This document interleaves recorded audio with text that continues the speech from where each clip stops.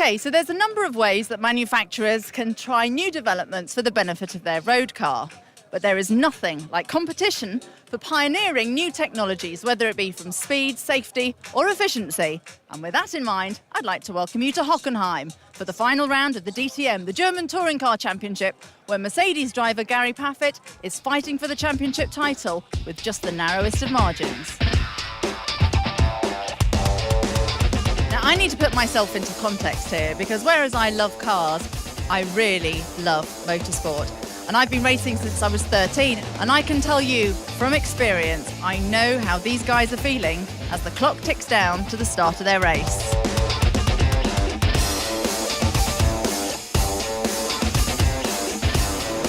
Now, to add more spice to the mix, we've got a BMW on pole position, Augustus Farfus.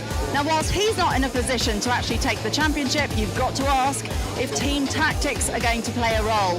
That's why it is so important for Gary to make a good start. At least he is starting on the front row, but he knows that Bruno in third position is going to be watching from behind, just waiting for his chance.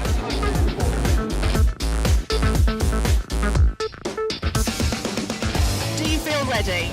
Yeah, really good. I feel really good. I mean, we've got a great chance of the race today and a great chance for the championship. So, yeah, I feel ready and I just can't wait for it to start. Now, you've led all the way through, but you also know your competition. Yeah, it's tough. You know, Bruno's been strong this year. BMW have been strong. So, yeah, it's not going to be easy. But, you know, we've got a good car and I'm confident, yeah.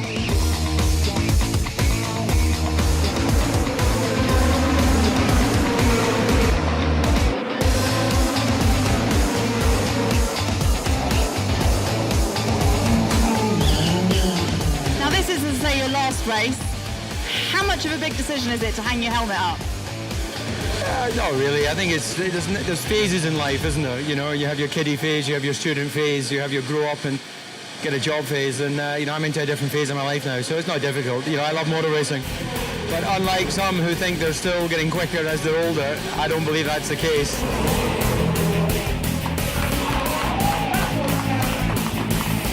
We've got 10 laps to go.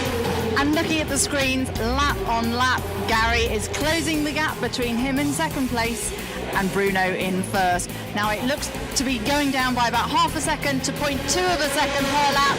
10 laps to go, it's going to be tight. Gary's got so much work to do, and the tension in these guys' faces says it all.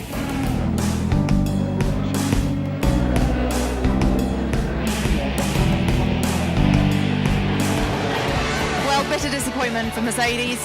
Just wasn't going to be their weekend. Poor old Gary ended up with a puncture, which was never going to help his cause, and ended up losing the race by just a second. And it was going to be a few points, but just a few points too many. Well, that's it for this time on MB Reporter. I'll look out for you soon. Bye-bye.